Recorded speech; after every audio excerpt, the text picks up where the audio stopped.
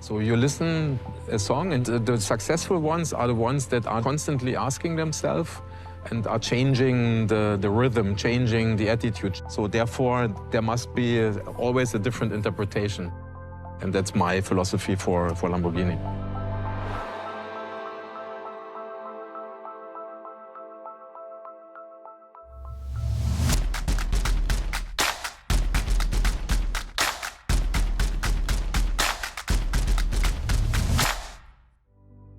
You're from East Germany. How did you find that passion for cars there? It was the Eastern Bloc and the Western Bloc, and so I was in the eastern part of Germany. There was a wall in Berlin, and the country was separated, so you just could travel more or less in this country. When I was young, there was very nearby, there was a Russian air base. I remember motorcycle sketches, helicopters, airplanes, whatever. Because probably every day there was a MiG jet fighter flying over. There were the cars like the Trabant, which is also a very funny car, and very, very few Western cars. That was my influence that I had, and that's why I sketched those things. And I created my own car magazines or my own car catalogs. So I taught myself about this. And I started then also the first exercises, to draw. Not just to draw a car, but to actually take a car saying, I don't like it, I do something better. Customizing and modifying it, and that was a starting point. Later on, I sketched my own cars, and then in our garage, using wood, I shaped my own little cars. So I put it the sketches, and I put it I didn't know about clay or whatever, I was always like this, a bit naive and pragmatic, so I took the pieces, and then I shaped the car. What was your path as a designer? There was one key moment, and I think I speak about this a lot, but it's such a defining moment for me knowing that cars were a thing before. Because I always found cars kind of interesting, everything like that. But I was about 5 or 6 years old and traveling in my mum's Citroën 2CV. I remember another 2CV coming up alongside us, full of students, and they were hanging out the roof and they were laughing and jeering. And because we had the same car, they were just like, whoa, yeah. And I was like, the cars can create this reaction in people is just such a huge thing. It really opened my eyes that cars did this. It's not just a form of transport anymore. There's something more to it. Is it already existing as a Hot Wheels? No, not yet. No. I think it would be cool. What was your first car? We have it prepared here, no? I wonder why. Yeah, I wasn't going to mention there's a non-Lamborghini on the table. Maybe I've brought the wrong car. It is an iconic shape, for sure. A great job of that company in East Germany. When the wall came down and so on, of course, I was then also able to see Formula One. Formula One at that time was Senna. He was always driving this red and white car, the perfect, first car. Guy like me, so I was in love with the shape, very iconic, a small coupe, and it was my brother for 200,000 kilometers. Every CRX that I find, I buy. That's why it's the car. That's why there's so many. Yeah. Exactly.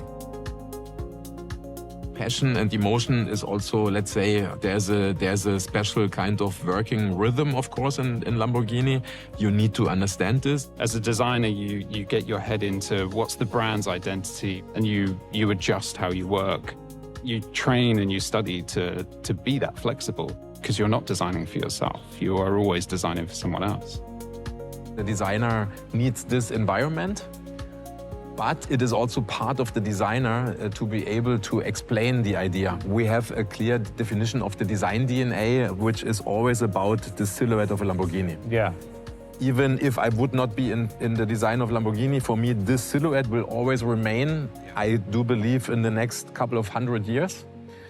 Because this is the definition of a Lamborghini. We don't have that visual reference, perhaps, but there's certainly a DNA to what we do at Hot Wheels.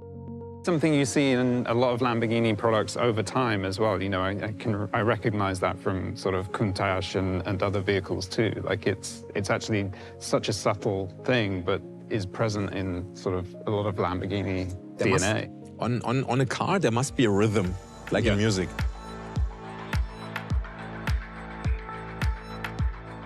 So When you drive, you listen to music? I'm normally listening out for what possibly could be going wrong to my car.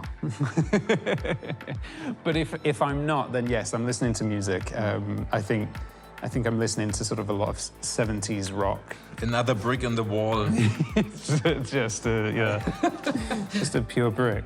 I think Pink Floyd, I think my emotions are like, the music itself, absolutely beautiful.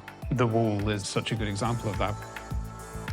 In the early 80s, there was for me one band that came like a spaceship into the radios. That was for me Depeche Mode. My soundtrack has been always Depeche Mode. Yeah. Every car that I designed, there was a song or an album of Depeche Mode around all the time. So if you want Lamborghinis, it's Depeche Mode. Got it.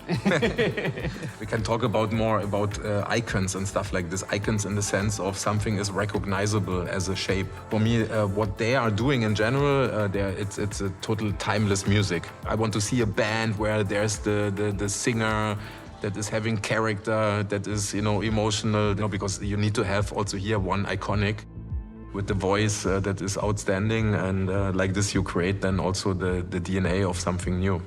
So what did you sketch? I sketched another brick in the wall, and you did, yeah. I was eyeing that up. I just sort of went a bit wild with it and started sketching. Yes. Just shapes. It was just a bunch of shapes. It's a floating. Yeah. Very cool. It was toys that shaped how I became a designer. So a lot of what I do as well is really thinking about, how do I inspire people to find that creativity and to keep that creativity alive in them. A lot of the world is grow up, do this, forget drawing. And I feel creativity is always under attack. So whenever I'm designing a product now, it's very much like, how do we keep that and maintain that passion that I had as a kid and was inspired by these toys. The 5-year-old Craig, is it still alive? I mean, the basic character that you have? I was definitely brought up with a challenge to that creativity and my imagination, that wasn't good enough and that wasn't the way I should be. You should, study this and be serious and, don't laugh. Whatever happened on the surface underneath, I was still there because my mum said, you can design cars, that's a thing. And I was like, okay, that's fine. So whatever happened on the surface underneath, I was still there drawing crazy hotels with helicopters on wheels, with a boat off the back and, anything like that. So yeah, it's still there for sure. I do believe as a designer, we need to keep always this curiosity because we need to stay like a child, even though now, I don't know, in responsible position, you cannot be the child every day, but you are still, no? If you have a DNA, then you are recognizable.